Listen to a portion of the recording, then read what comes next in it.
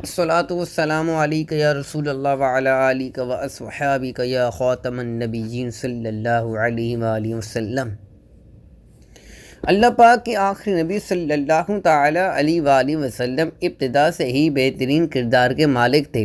جب آپ خاتم النبیین صلی اللہ علیہ وآلہ وسلم کی عمر مبارک 25 سال ہوئی تو آپ خاتم النبیین صلی اللہ علیہ وآلہ وسلم کی صداقت اور دیانت کے ہر طرف چرچے ہونے لگے۔ مکے کی فضاؤں میں آپ خاتم النبیین صلی اللہ علیہ وآلہ وسلم کے لقب صادق و امین ہر طرف گونجنے لگے۔ شہر مکہ کی ایک معزز اور مالدار خاتون تھی جن کا نام تھا خدیجہ۔ انہیں ایسے امانت دار شخص کی ضرورت تھی جو ان کا مال ملک شام لے کر جائے اور وہاں فروخت کر کے نفع کما کر لائے۔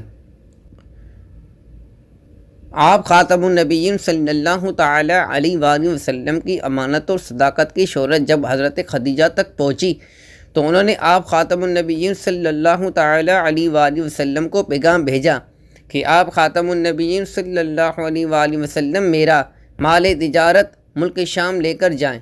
جو تنخواہ میں دوسروں کو دیتی ہوں آپ خاتم النبیین صلی اللہ تعالی علیہ وآلہ وسلم کو اس کا دگنا دوں گی۔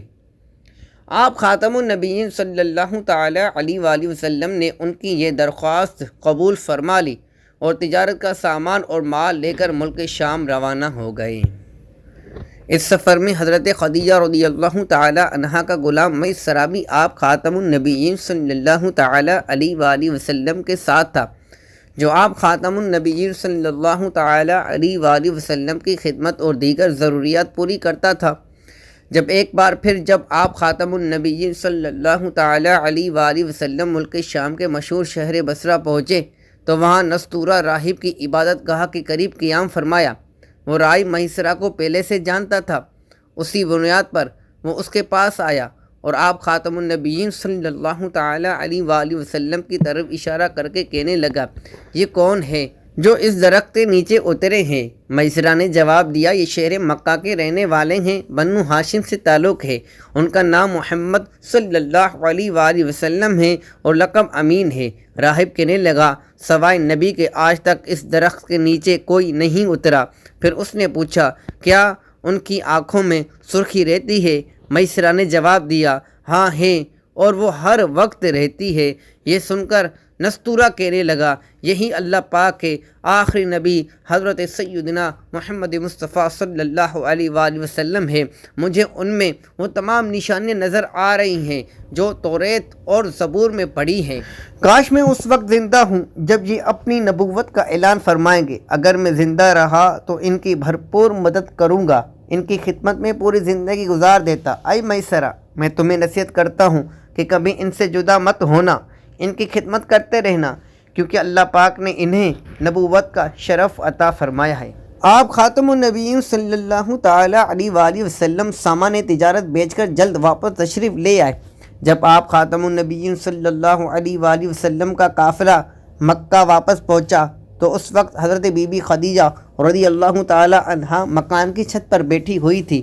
انہوں نے یہ منظر دیکھا کہ اللہ تبارک و تعالیٰ کے آخری نبی صلی اللہ تعالی علیہ وآلہ وسلم پر دو فرشتے دھوپ سے سایہ کیے ہوئے ہیں۔ اس منظر نے حضرت خدیجہ رضی اللہ تعالی عنہا کے دل پر گہرا اثر کیا۔